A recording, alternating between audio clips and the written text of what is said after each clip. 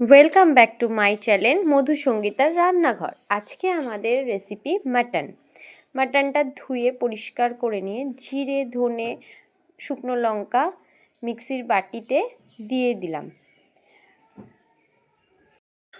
দিয়ে আমি এগুলো ভালো করে আদা দিলাম, দিয়ে ভালো করে এটা ফেষে নেব মিক্সিতে।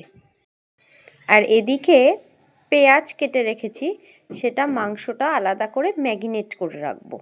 মাংসটা একটা গামলায় নিয়ে তাতে আমি পেঁয়াজগুলো দিয়ে দিলাম। গোটা একটু বড় পেঁয়াজই কষাতে কষাতে সেদ্ধ হয়ে যাবে। এবার করে রাখা যে মশলাটা জিরে ধনে লঙ্কা আদা সেটা দিয়ে দিলাম। দিয়ে একটু সর্ষের তেল দিয়ে দেব, একটু লবণ দিয়ে দেব, দিয়ে এটাকে ভালো করে মাখিয়ে নেব। মাখিয়ে নিই বন্ধুরা। এবার একটুখানি গোলমরিচের গুঁড়ো দিয়ে দিলাম, দিয়ে মাখিয়ে নিচ্ছি ভালো করে।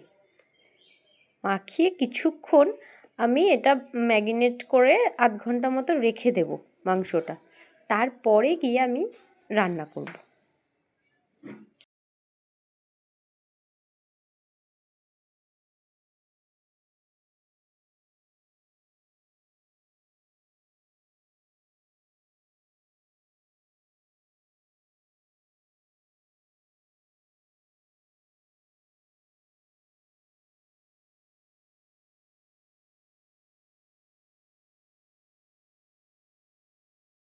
এবার আমি কড়া বসিয়ে দিয়েছি, দিয়ে এবার সর্ষের তেল দিয়ে দিলাম।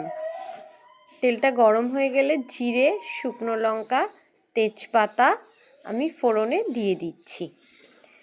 দিয়ে মেখে রাখা যে মাংসটা, সেই মাংসটা এবার আমি কড়াইতে দিয়ে দেব। তার আগে রসুন পেস্ট করে রেখেছিলাম, সেই রসুনটা আমি তেলের পরে দিয়ে নাড়িয়ে চাড়িয়ে নিলাম। নিয়ে ভাজা ভাজা হয়ে গেলে এবার মেখে রাখা মাংসটা আমি ওর মধ্যে ঢেলে দেব। দেখো বন্ধুরা কি সুন্দর রসুনটা ব্রাউন কালার চলে এসছে। এবার আমি মাংসটা ঢেলে দিলাম, দিয়ে আবার ভালো করে নাড়িয়ে চাড়িয়ে কষার জন্য রেখে দেব।